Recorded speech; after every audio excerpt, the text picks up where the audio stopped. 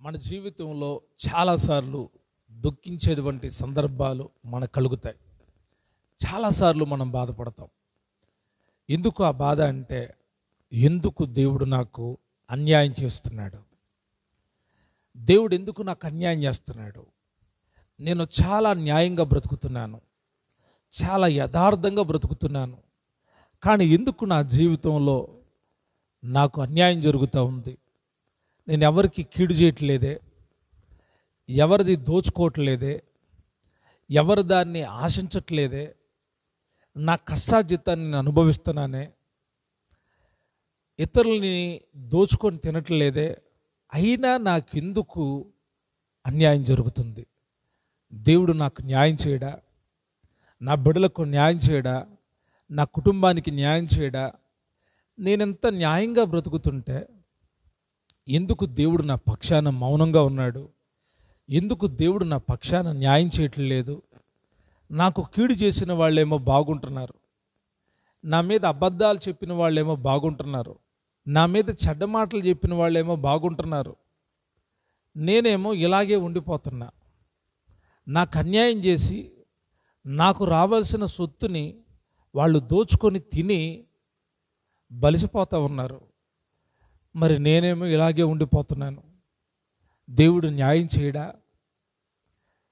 నాకు చెందాల్సిన ఆస్తిని, నాకు రావాల్సిన ధనాన్ని వాళ్ళు దోచుకొని తినేసి, అన్యాయంగా అబద్ధపు మాటలు చెప్పి దోచుకొని తిని వాళ్ళు బాగున్నారు, వాళ్ళకి ఏ కీడు జరగట్లేదు, నేను మాత్రం అలాగే ఉండిపోతున్నాను, దేవుడు నాకు న్యాయం చేయడా, దేవుడు ఎందుకు నా పక్షాన మౌనంగా ఉంటున్నాడు, దేవుడు న్యాయం చేయడా, దేవుడు న్యాయం చేయడా అని విలపించే వాళ్ళు ఎంతోమంది ఉన్నారు. మరి కొంతమంది అయితే మాకెందుకు దేవుడు న్యాయం చేయట్లేదు, న్యాయం కోసం కోర్టుల దగ్గరికి వెళ్తున్నారు. ఈరోజు ఏం గెలుస్తుందో తెలుసా? కోర్టుల్లో అన్యాయమే గెలుస్తుంది. అది వాళ్ళ సొంత భూమే, అన్నదమ్ములు ఇద్దరూ పంచుకోవాలి. అన్నయ్య ఏం చేస్తున్నాడంటే, తమ్ముడికి తెలియకుండా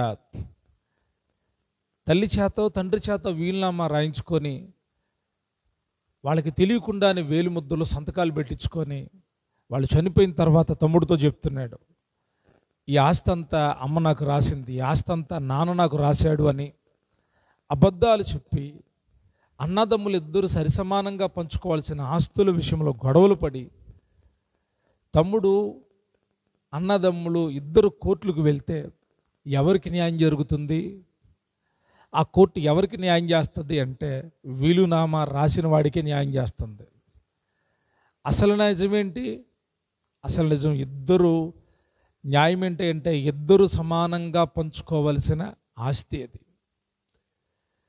ఇలా కోర్టుల మధ్యలో జరిగే అన్యాయాలు కొన్నైతే, ఈ మధ్యలో కొందరు ఊరి పెద్దలు, కుల పెద్దలు, మత పెద్దల ద్వారా జరిగే అన్యాయపు తీర్పులు ఎన్నో. ఒకే ఇంట్లో ఉన్న వాళ్ళకి రే ఇవ్వచ్చు కదరా అని చెప్పేవాళ్ళు లేరు. న్యాయంగా ఇది చేయడం న్యాయమయ్యా, ఇలాగ నువ్వు చెయ్యి అని చెప్పేవాళ్ళు లేరు. ఎందుకో తెలుసా? అన్యాయస్తులకే ఎక్కువ మంది ఈరోజు సపోర్ట్గా ఉన్నారు. అన్యాయంగా ధనము సంపాదించిన వాడికి స్నేహితులు ఎక్కువ ఉంటారు. మీకు తెలుసా? న్యాయంగా ధనం సంపాదించిన వాడికి స్నేహితులు తక్కువ మంది ఉంటారు. అన్యాయపు సిరి వల్ల స్నేహితులు సంపాదించుకుంటారంట. అవును, అన్యాయపు సొమ్ముకి సహకారులు చాలామంది ఉంటారు. వాళ్ళ దగ్గర డబ్బు బాగుందంటే వారి చుట్టూతా ఈగల్లాగా ముసురుకుంటారు. మన జీవితంలో చాలాసార్లు అనిపిస్తుంది, ఎందుకు న్యాయంగా బ్రతుకుతున్నాను, ఎవరు నాకు నేను న్యాయంగా ఉన్నాను కదా, నాకెవ్వళ్ళు సపోర్ట్ చేయట్లేదు. నిజమే, న్యాయంగా ఉంటే ఎవరు సపోర్ట్ చేయరండి.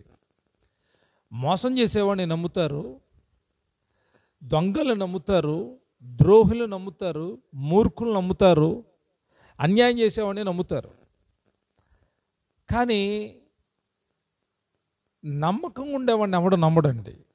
న్యాయంగా మాట్లాడే వాళ్ళని ఎవరు నమ్మరు, రూలింగ్లో మాట్లాడే వాళ్ళని ఎవళ్ళు నమ్మరు,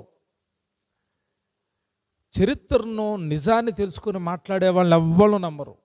ఈరోజు ఎక్కడ చూసినా అన్యాయం అన్యాయం. బైబిల్ చెప్తుంది, అన్యాయం చేత సంపాదించుకొని తమ బిడ్డల కొరకు దాచిపెట్టే వాళ్ళకు శ్రమ అంట. మీరు అన్యాయం చేత సంపాదించింది మీ బిడ్డలకు ఆశీర్వాదంగా ఉండదు, అది శాపమే, అది శాపమే.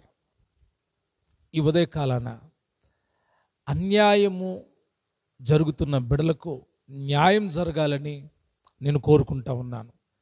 మీరు ఏ ఏ విషయాల్లో అన్యాయస్తులుగా లేక అన్యాయం చేయబడిన వాళ్ళుగా ఉన్నారో, మీరు ఏ ఏ విషయాల్లో మీకు అన్యాయం జరిగిందో, మీరు న్యాయవంతులే.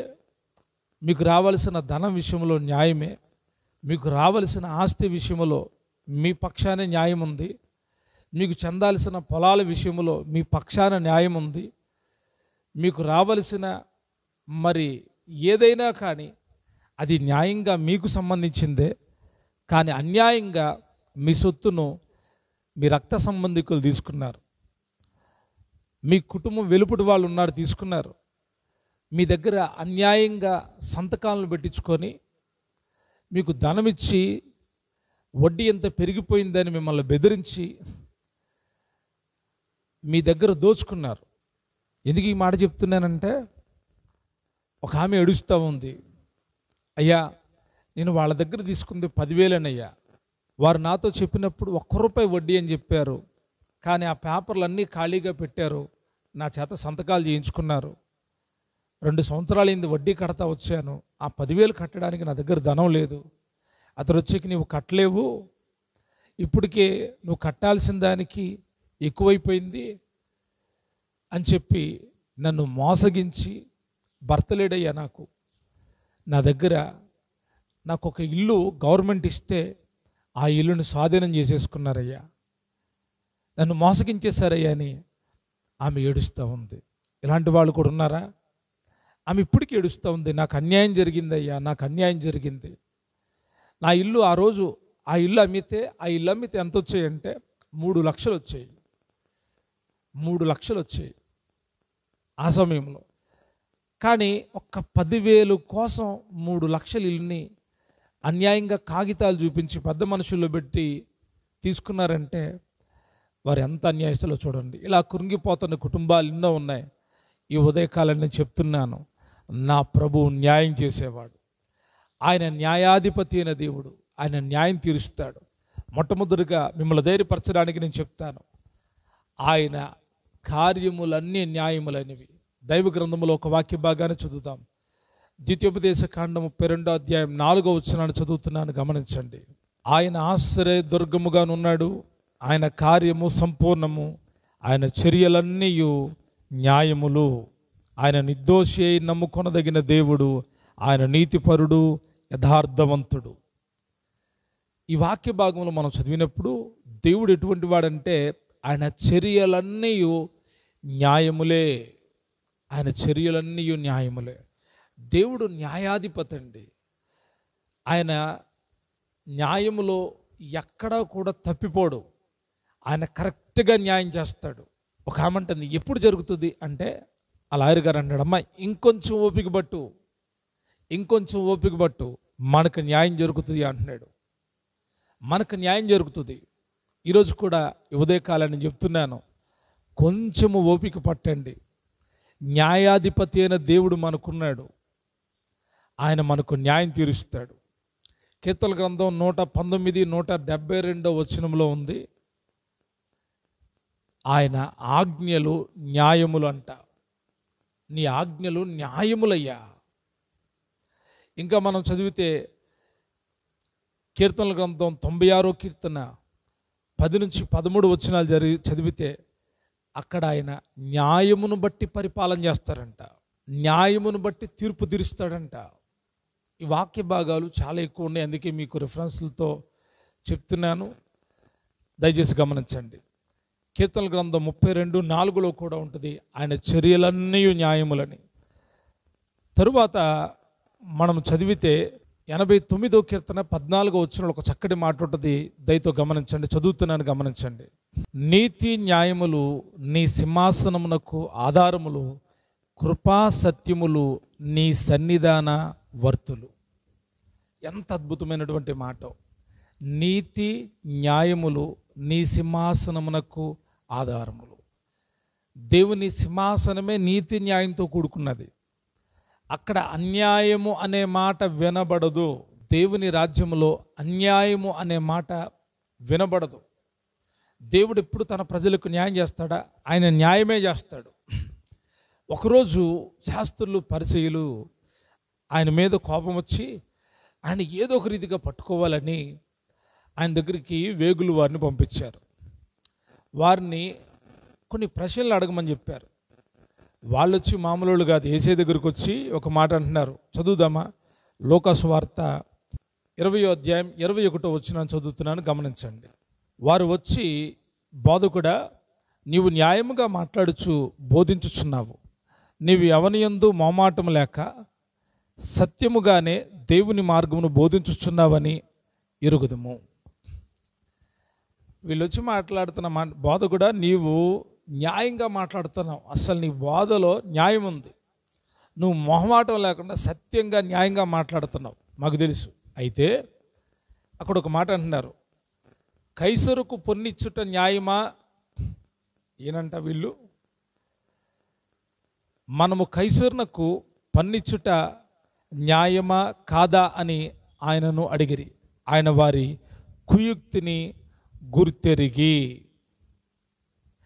వీళ్ళు న్యాయంగా మాట్లాడుతున్నారని చెప్పి ఇప్పుడు ఈయన్ని ఇరికించాలనుకున్నారు. ఇప్పుడు ఈయన చెప్పే మాటే ఈయన మీద నేరారోపణ చేయడానికి ఆస్కారం ఉంది. వాళ్ళు కుయుక్తును ఉపయోగించారని యేసయ్య తెలుసుకొని వాళ్ళతో అన్నాడు కదా, ఒక ధ్యానారము నాకు చూపుడి, దీని మీద రూపము పైవ్రాతియు ఎవని అని అడుగగా వారు కైసరు వన్రి. అందుకు ఆయన, అలాగైతే కైసరునకును దేవునివి దేవునికి చెల్లించుడని వారితో చెప్పాను. ఆయన న్యాయం చేస్తారండి. వాళ్ళు వచ్చి అడుగుతున్నారు, అయ్యా కైసరికి పన్ను చెల్లించడం న్యాయమా? మీ పిల్లలం అయిపోయాం కదా, పన్ను కట్టొద్దా, కట్టాలా కట్టొద్దా అంటే ఆయన అన్నాడు, ఒరే భలేటోళ్ళరా మీరు, చాలా తెలివిగా కుయుక్తిగా అడుగుతున్నారని ఆయన ఆలోచించి, మీ దగ్గర ఎవరి దగ్గర అయినా నాణ్యం ఉందా అని అంటే నాణ్యం తీసుకొచ్చారంట. దీనిపైన ఎవడు రాతుంది, ఎవడు బొమ్మ ఉంది అంటే కైసరుది అన్నారంట. అయితే కైసరువి కట్టండి, దేవునివి దేవునికి కట్టండి అన్నాడంట. ఆ మాటలకు వాళ్ళకి ఆశ్చర్యం వేసి, అబ్బో ఈయనతో మనం ఏమీ మాట్లాడలేం, చాలా న్యాయంగా మాట్లాడుతున్నాడు.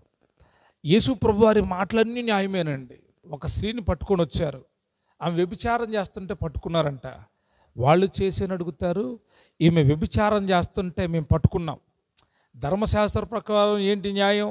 రాళ్లతో కొట్టి చంపాలి. ఇప్పుడు యేసయ్య దగ్గరకు వచ్చి అంటారు, మోసే ధర్మశాస్త్ర ప్రకారం రాళ్లతో కొట్టి చంపాలి.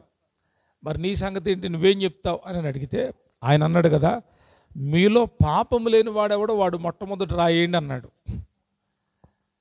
ఒరే మనమేమో రూలింగ్ అంటే ధర్మశాస్త్రాన్ని తీసుకొచ్చి ఆయన ఎదురుపెట్టాము.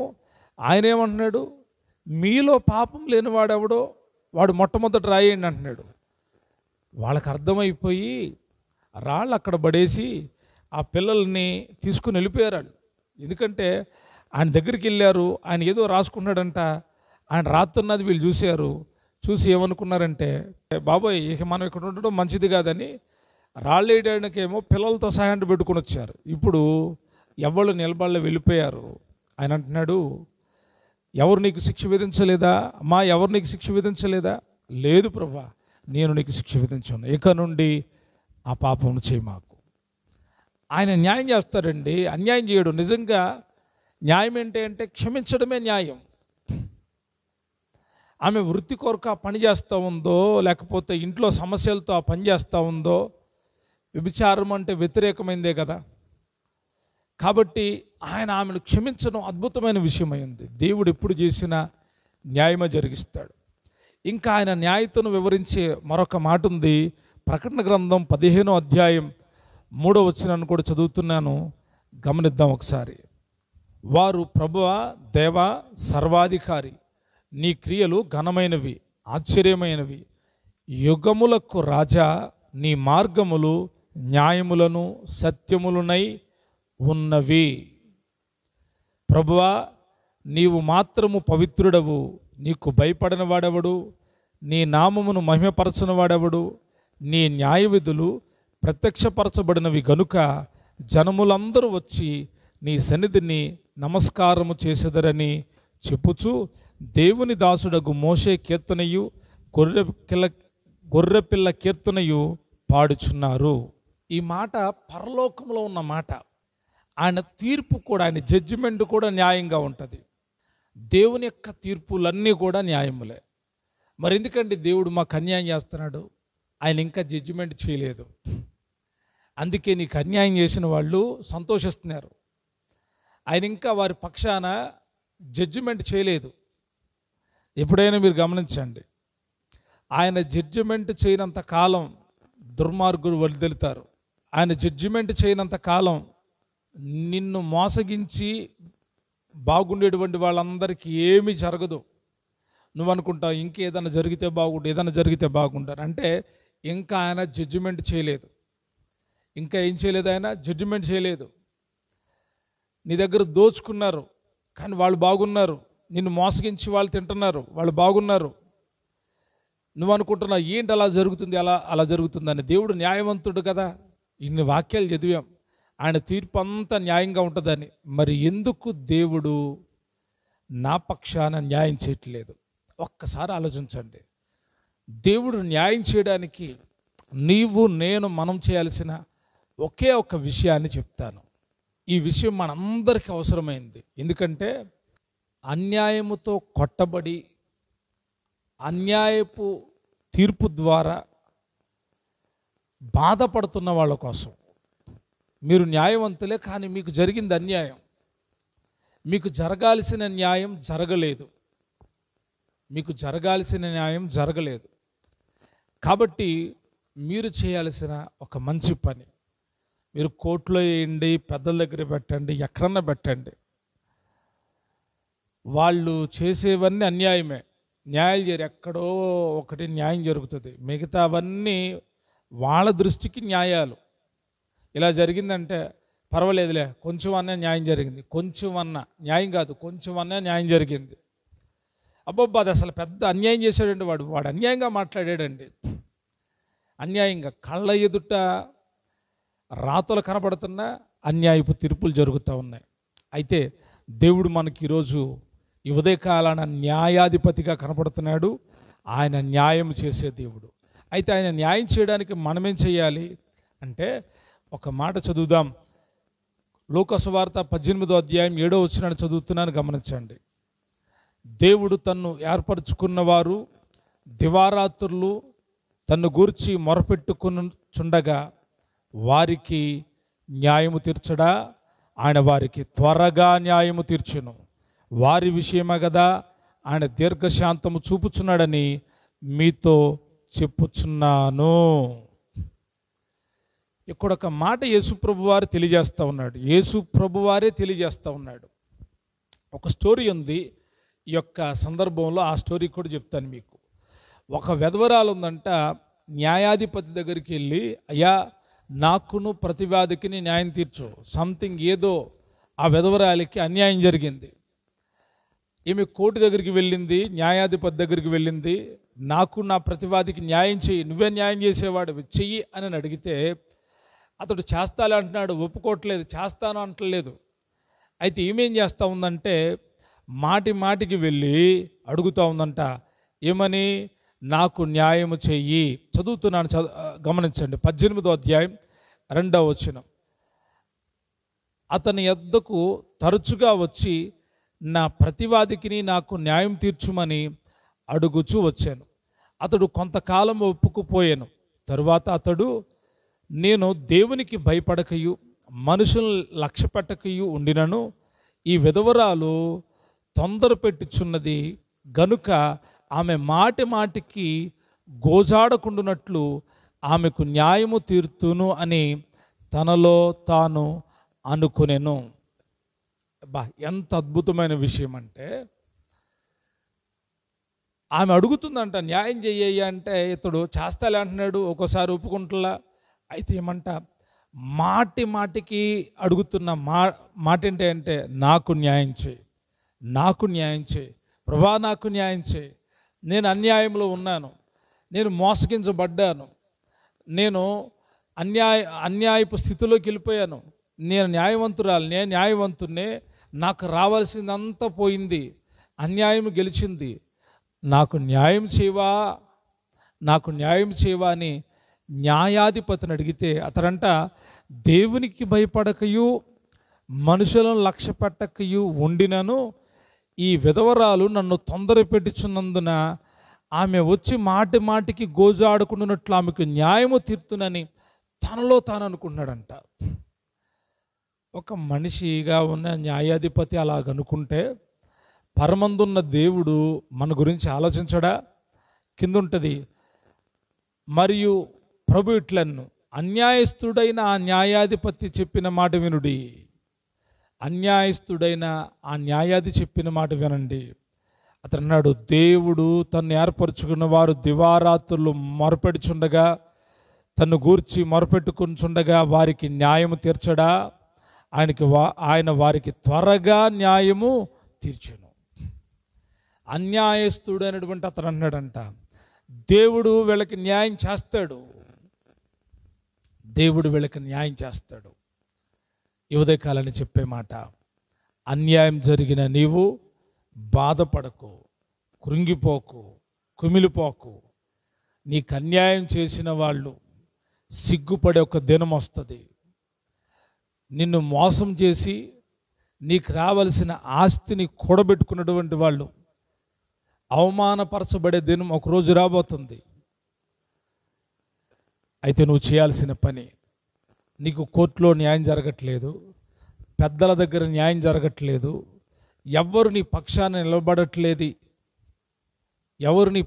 నిలబడట్లేదు, నీకు చేసిన అన్యాయాన్ని గురించి ప్రశ్నించట్లేదు కదా, ఇంకా నిన్నే నోరు మూసుకొని ఉండమని నీకు సలహా చెప్తున్నారు. వాళ్ళు చేసిందే న్యాయం అని చెప్పి నమ్మించేటువంటి మాటలు మాట్లాడి న్యాయాన్ని అన్యాయంగా మార్చినటువంటి వాళ్ళ చేత నువ్వు బాధపడుతున్నావు. అయితే నేను ఒక మాట చెప్తున్నాను, ప్రభువు నీకు న్యాయం చేయబోతున్నాడు, ప్రభువు మీకు న్యాయం చేయబోతున్నాడు. మీ అన్న మోసం చేయొచ్చు, మీ చెల్లి మోసం చేయొచ్చు, మీ అక్క మోసం చేయొచ్చు, మీ సోదరుడు మోసం చేయొచ్చు. మోసం చేసి మీకు తెలియకుండా మీ ఆస్తులను రాయించుకొని జలసాలు చేయొచ్చు. కుటుంబం అంతటికి చెందాల్సిన దాన్ని వారే భాగాలు చేసి దోచుకోనుండి నిన్ను ఒంటరిని చేయొచ్చు. అయితే నా ప్రభు చెప్తున్నాడు, అన్యాయము చేయబడిన నీకు ఆయన న్యాయము చేస్తాను అని చెప్తున్నాడు. అయితే నువ్వు చేయాల్సిన పని, దివారాత్రులు మొరపెట్టు. మొర అంటే అర్థం ఏంటంటే కన్నీళ్లతో వచ్చేటువంటిది. మొర అంటే దేవుడి సన్నిధిలో హృదయాన్ని కృమ్మరించి ఒకటే మాట, ప్రభువా నాకు న్యాయం చేయి, ప్రభువా నాకు న్యాయం చేయి. నీ బిడ్డలు ఏడవకుండా ఉండాలంటే, నీ బిడ్డలకు న్యాయం జరగాలి అంటే, నీకు న్యాయం జరగాలి అంటే నువ్వు చేయాల్సిన పని, నువ్వు అన్యాయపు స్థితిలో ఉన్నావా, న్యాయం కొరకు ప్రభు దగ్గర మోకరించి ప్రార్థన చేయి. ఏమని అడుగుతావో తెలుసా? గోచాడతా అడుగు, ప్రభా నాకు న్యాయం చేయి, నువ్వు న్యాయాధిపతి అయిన దేవుడవు, నువ్వు నాకు న్యాయం చేస్తావయ్యా, నువ్వు నాకు అన్యాయం చేయు, న్యాయాధిపతివి నువ్వు, నా రాజువి, నా ప్రభువు నువ్వే, నా న్యాయాధిపతివి నువ్వే, నాకు న్యాయం చేయమని నువ్వు ప్రార్థన చేస్తే ఆయన ఆలస్యం చేయకుండా త్వరగా నీకు న్యాయం చేస్తాడు, త్వరగా నీకు న్యాయం చేస్తాడు. నీకు అన్యాయం చేసిన వారి చేతిలో నుండి ఆ సంపద అంతా తిరిగి తీసుకొచ్చి నీ దగ్గర పెడతాడు. నీకు న్యాయం చేయడం అంటే ఏంటి? వాళ్ళని ఇవ్వమంటే ఇవ్వరు కదా, వాళ్ళని పంచిపెట్టమంటే పంచిపెట్టరు కదా. కానీ నా దేవుడు జోక్యం చేసుకుంటాడు, వారు కూడా తినరు, నీకు రావాల్సిన దానికంటే రెట్టింపు ఆశీర్వాదాన్ని దేవుడు ఇస్తాడు. సాతానుడు అన్యాయం చేశాడు, దేవుడు ఏం చేశాడు తెలుసా? రెండంతలుగా ఆశీర్వదించాడు. దేవుడు అన్యాయం చేయడండి, దేవుడు న్యాయమే చేస్తాడు. నువ్వు న్యాయంగా నిలబడి ఉంటే నువ్వు పడిన బాధకి రివార్డు కూడా ఇస్తాడు ఆయన. ఆ రివార్డు ఏంటంటే రెండంతల ఆశీర్వాదం. దేవుడు చేసే న్యాయం అలాగే ఉంటుంది. డేటులతో సహా లెక్కిస్తాడు ఆయన. ఒక వడ్డీవాడు డేట్లతో సహా లెక్కించి మన దగ్గర వడ్డీలు, చక్ర వడ్డీలు వసూలు చేస్తాడు. అది వాళ్ళ లెక్క. దేవుడు న్యాయం చేసేటప్పుడు కూడా ఎవరు ఏ దినం నుంచి అన్యాయం చేశారో ఆ దినాన్ని ఆయన లెక్కిస్తాడు. వాళ్ళు ఎంత నష్టపోయారో దానికి తగిన ప్రతిఫలాన్ని దేవుడిస్తాడు. అన్యాయపు సిరి మీ దగ్గరుంటే నాశనమే. దయచేసి అన్యాయం చేసే వాళ్ళకి చెప్తున్నాను, అన్యాయం చేసి సంపాదించుకున్నది ఏదైనా, అబ్బా నా పిల్లలకి మంచి బిల్డింగ్ కట్టేసా, లేకపోతే అన్యాయపు సిరితో అది చేసా, ఇది చేసావు, అన్నీ చేసావు, బాగానే ఉంది, స్నేహితులు కూడా సంపాదించుకున్నావు. కానీ ఆ సిరి నీకు శాపం. నువ్వు మోసం చేసి సంపాదించింది, అన్యాయం చేసి సంపాదించింది, అది నీకు ఎప్పుడైనా శాపం. ఎందుకో తెలుసా? ఎప్పుడు అది నీకు శాపంగా మారుతుందంటే, ఆ అన్యాయం చేయబడిన వ్యక్తి మొరపెడతా ఉంటాడు. ఒకరోజు దేవుడు నిన్ను నాశనం చేస్తాడు. అన్యాయం చేయబడిన వారికి న్యాయం చేస్తాడు. విశ్వాసంతో ప్రార్థించండి, మొరపెట్టండి. దేవుడు మీకు న్యాయం చేయనుగాక. దేవుడు మీ కుటుంబాలకు న్యాయం చేయనుగాక. మీ కన్నీళ్లకు న్యాయం చేయనుగాక. మీ ఆస్తి విషయంలో న్యాయం చేయనుగాక. మీ కోర్టు కేసుల్లో ఉన్న ప్రతి కేసులో అన్యాయం ఓడిపోవాలి, న్యాయం గెలవాలి. ఒకవేళ అన్యాయం గెలిచి న్యాయం ఓడిపోయి ఉంటే తిరిగి దేవుడే న్యాయం చేయనుగాక. అన్యాయమే గెలిచింది, బాధపడుతున్నావా? బాధపడకు, మొరబెట్టు.